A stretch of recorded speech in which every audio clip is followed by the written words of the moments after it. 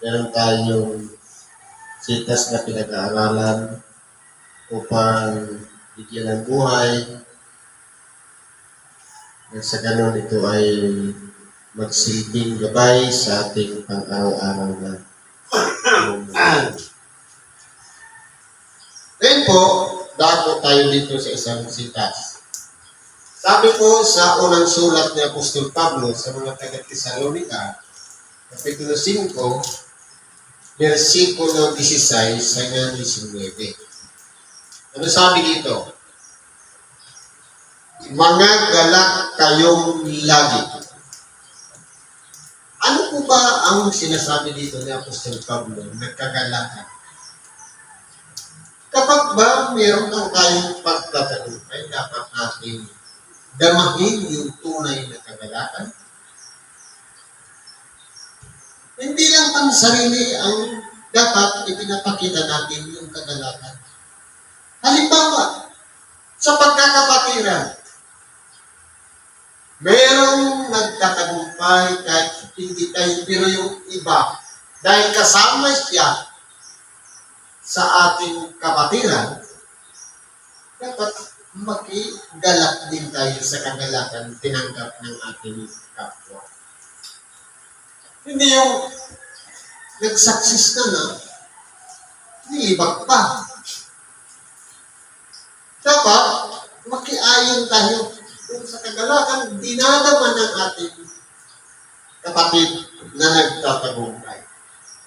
At kung may kabigatan man, damahin din natin na kinakailangan din ang gabay natin at pagtulong sa kanila upang sa ganun bumaan naman ang pinapasag niyang danasin sa buhay. Kaya po, ang kagalakan, hindi lang yung puro positive. Kahit negatibo pa yung nangyari sa ating buhay, kinakailangan nating damayan ng ating kapwa. Isang malaking kagalakan po yun ng dinadamayan. O pinapahalaga natin na sila'y bagsak, dapan-daba, at tayo naman nariyan sa kanyang likuran, hanggang tumulong, maglaan ng oras o panahon na mahabag para sa kanila at siya'y maibangon sa kanyang pagkakadapa at matulungan makatayo sa kanyang sariling mga paa. Bagamat nagsakripisyo tayo, pero meron din kagalakan tinamo ang ating kapwa dahil lamang sa sakripisyo ginawa natin para sa kanila. Kaya kung kagalakan, hindi lang yung pang sarili, pati kagalakan tinatamo ng ating kapwa. Sabi nga dito, lagi, ibig sabihin, tuloy-tuloy. Hindi lang minsan, kundi nagpapatuloy tayo sa pagkikigalak sa ating kapwa. Magsipanalangin kayo, walang patig. Ano ibig sabihin niya? Ang pananalangin po, yun lang ang pinakatanging proseso para kausapin natin ang Diyos. Ang pananalangin, inilalabas natin yung saloobin natin papunta sa Diyos. Ano yung laman ng panalangin? Sampulin na lang natin yung Ama namin. Papuri sa may likha ng lahat ng bagay. Meron siyang fundamentals. Yung papuri.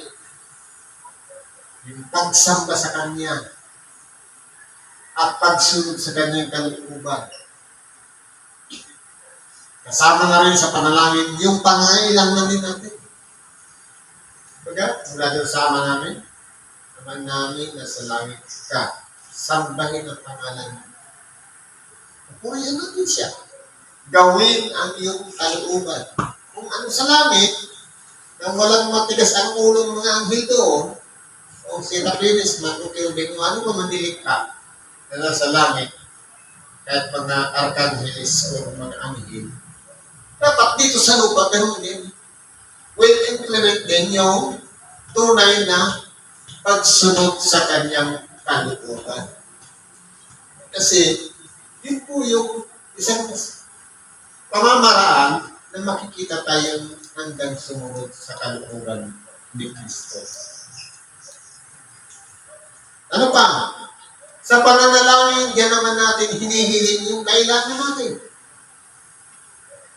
Personal, pagkain material, pagkain spiritual.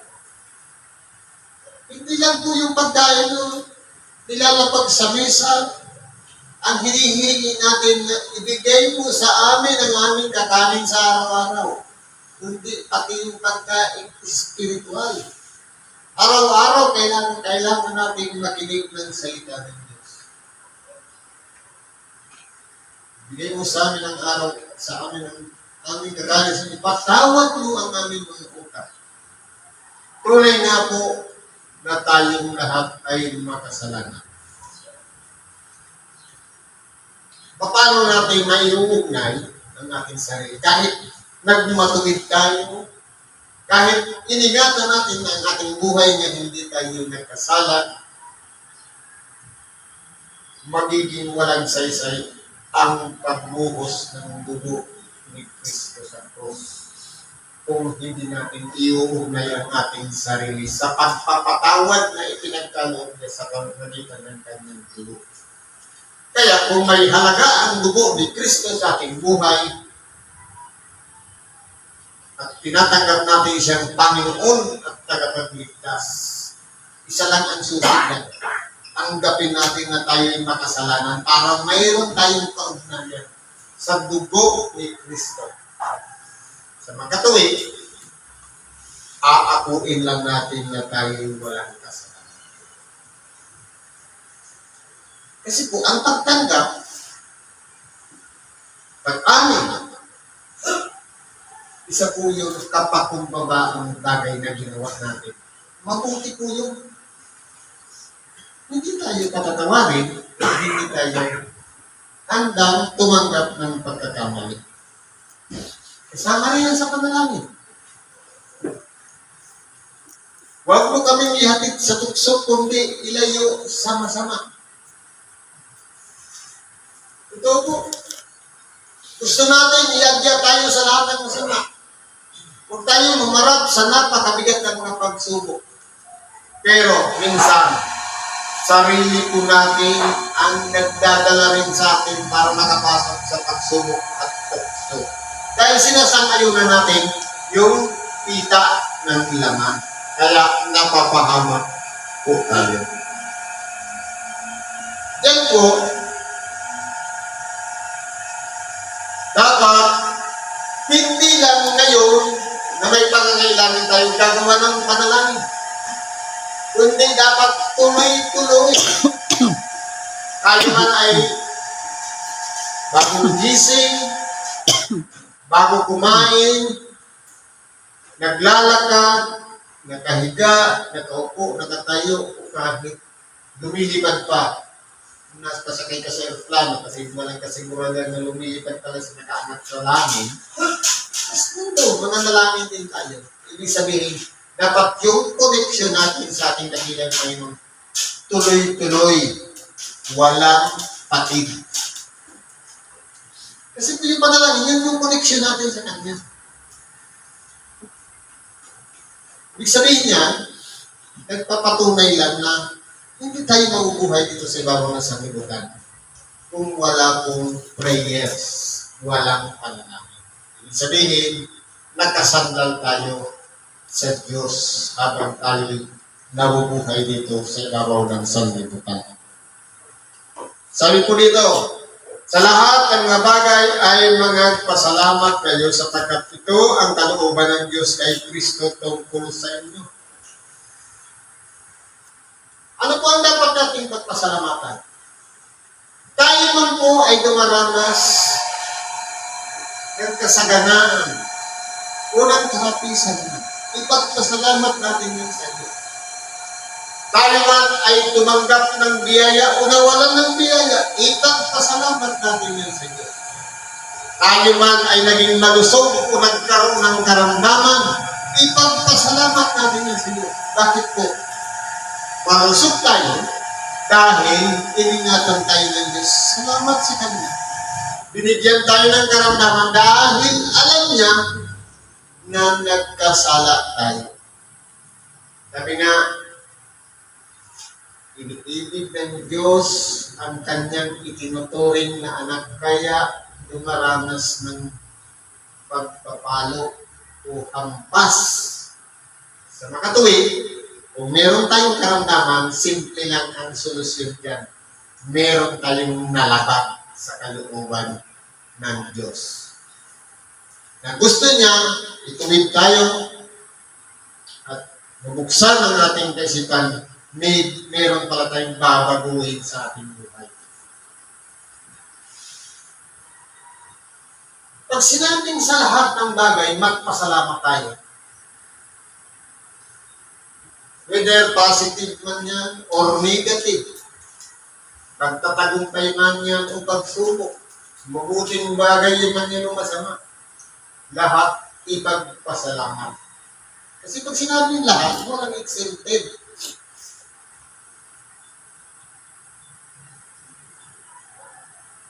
Kasi po, kalooban po yan ng Diyos kay Kristo. Makatuwid, palagi natin iisipin, talim natin sa ating isip, meron tayong utang na loob kay Kristo. Kung tayo man ay nagtatagumpay at dumaranas ng problema, palagi siyang kasama natin na dapat pasalamatan natin siya sa nangyayari sa ating buhay.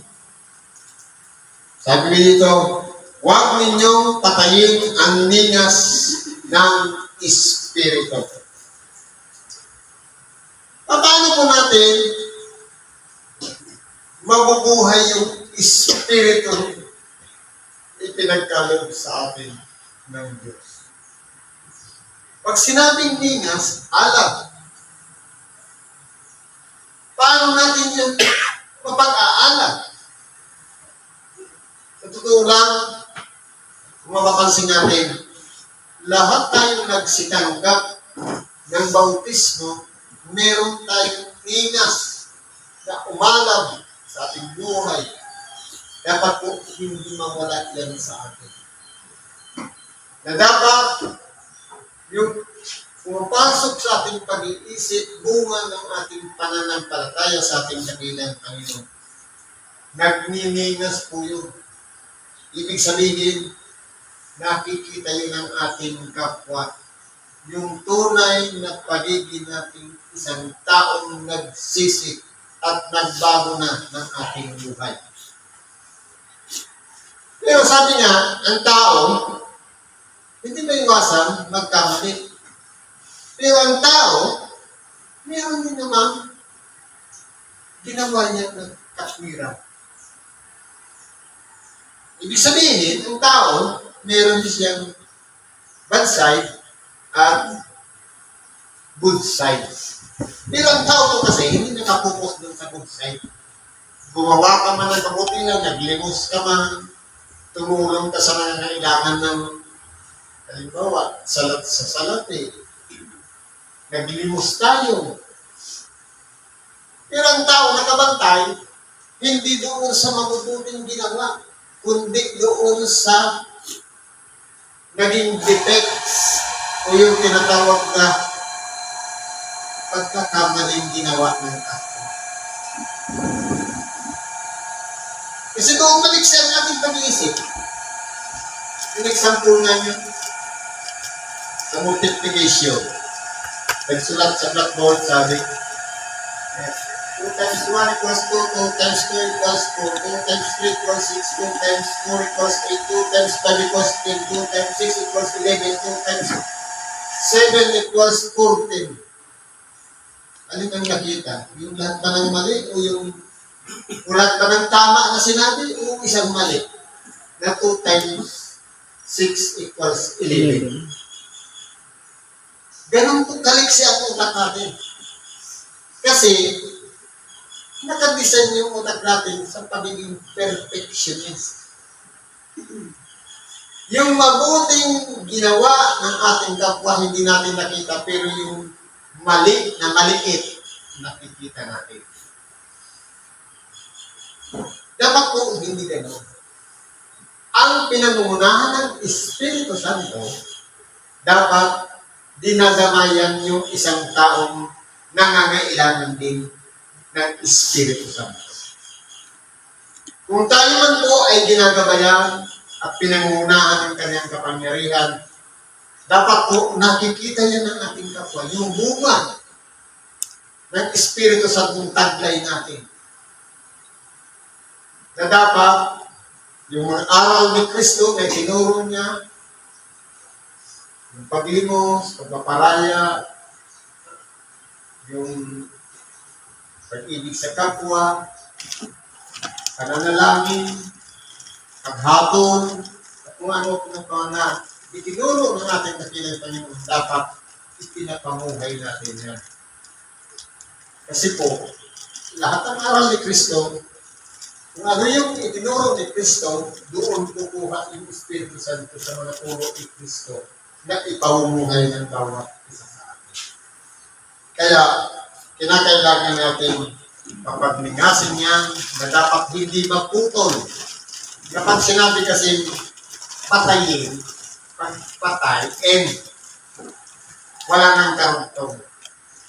Dapat papagningasin natin yan tuloy-tuloy na sumasagana at naibabahagi natin sa ating kapwa. Ang liwanag na yan na kailangan din ng mga taong nasa kadiliman ang pag-iisip. Isinishare po yan. Hindi yung dahil meron na tayong Espiritu Santo, ang sarili na lang wala tayong pakialam sa kapwa. Meron po tayong pakialam sa kapwa. Hindi yung masasamang ginawa niya ang pakialam na natin. Hindi yung kulang na kailangan nila, ibahagi natin sa kanila yung tanglaw na yan, yung ningas na yan, yung liwanag na yan. Nang sa ganon, sila po ay maibsan ang kabigatan na kanilang dala-dala. Ganyan po dapat ang ikinabubuhay natin dito sa ibabaw ng sanlibutan. Importante po sa atin na tulungan ang dapat na tulungan, gabayan ang dapat na gabayan. At kalooban natin ng habag ang dapat kahabagan. At sa mga nadirinlan, liwanag naman ang ibigay natin. Dapat tuloy-tuloy ko yan. Hindi yung seasonal. Hindi yung putol-putol. Kundi dire-diretso.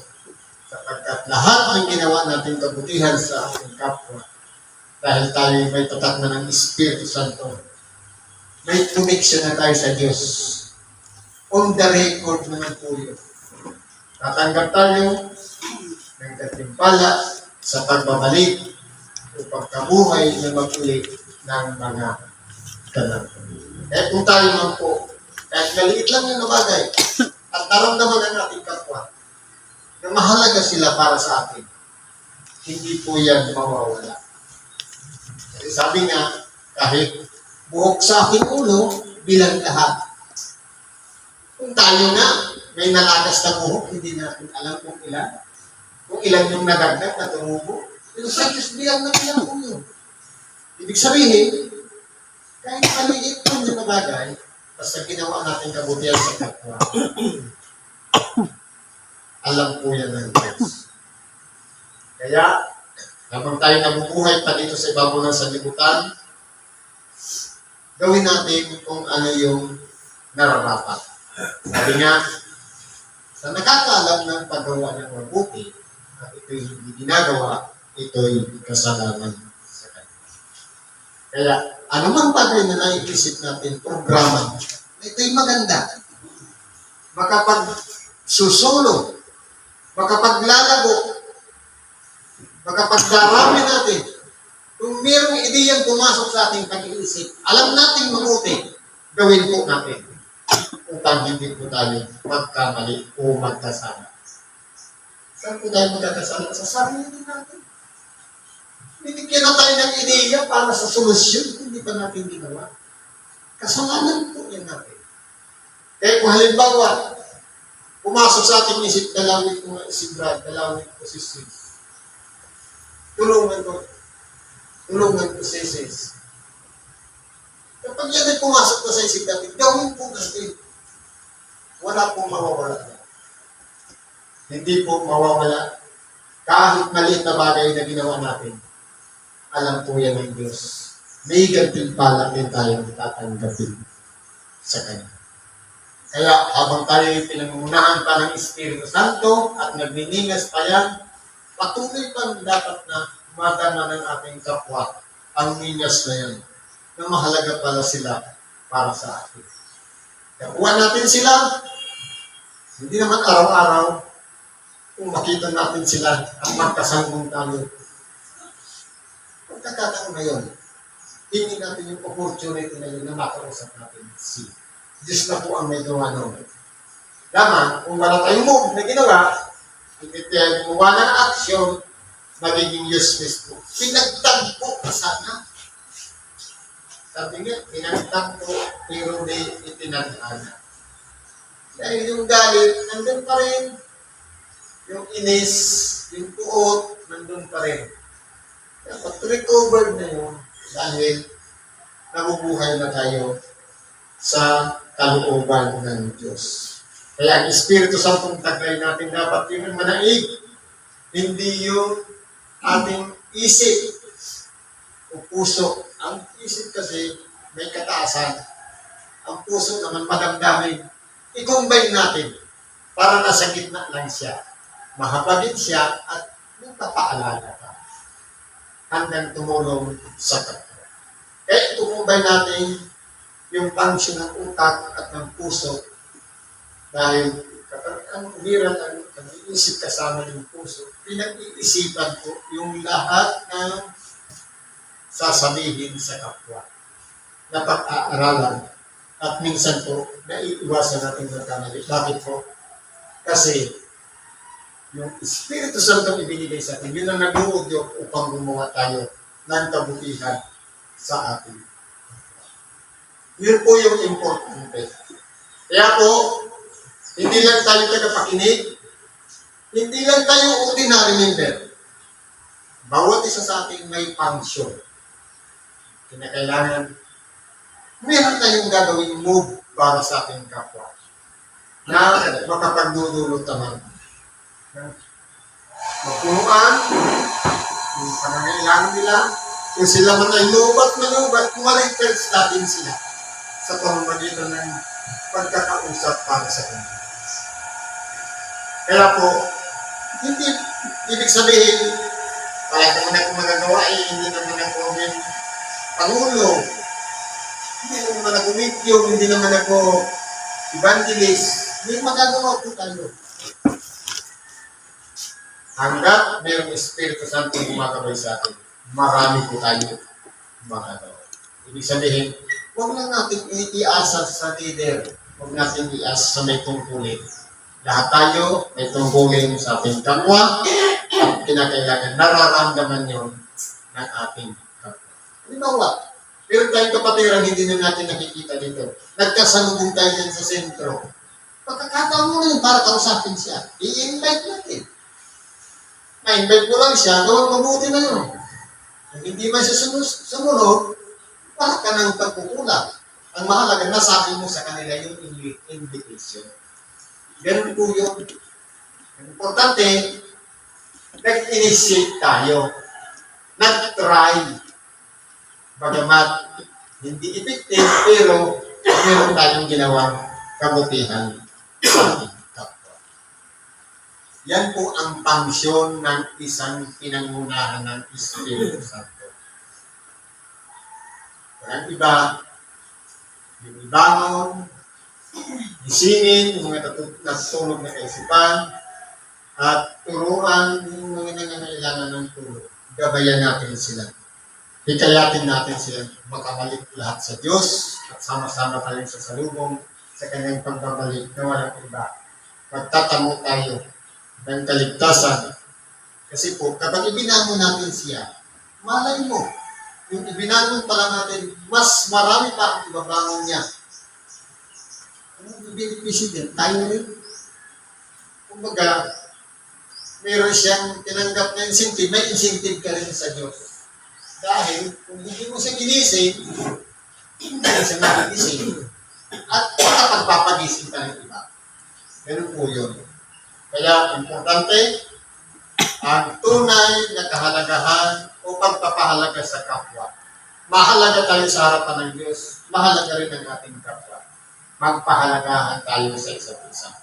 Yun ang importanteng gawin natin na tunay na mensahe o kahulugan ng paglilingkod sa kapwa. Siguro po, nandito na lang ang pagkibagi natin sa Diyos. Salamat sa Diyos. Bagamat kung mga arami, maiiksik siya. Pero, detalyado po siya. Kasi po, kapag ang Espiritu Santo ang nangunguna, maliit yan. Isang word lang, napapalawak niya po ang explanation niya once may guide ng Holy Spirit. Salamat po sa Diyos at ang mga natin kailangan, pagkatiwala natin sa Diyos. Sa ngalan ni Kristo Jesus, salamat at mapagpalang hapon sa bawat isa.